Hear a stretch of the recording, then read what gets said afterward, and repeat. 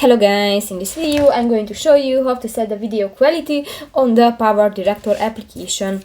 But first of all, I just want to mention, please don't forget to subscribe to our channel, because at 100,000 subscribers we are going to show you our YouTube revenue statistics and growth strategy, how to make money online. So let's jump into it. First of all, open the application on your device.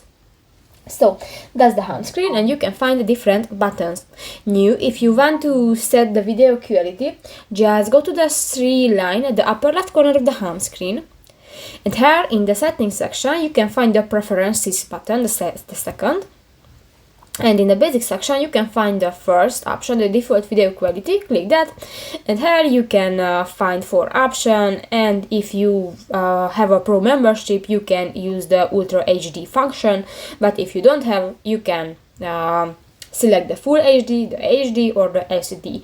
So that's pretty much it for this video guys. See you in the next one. Bye bye.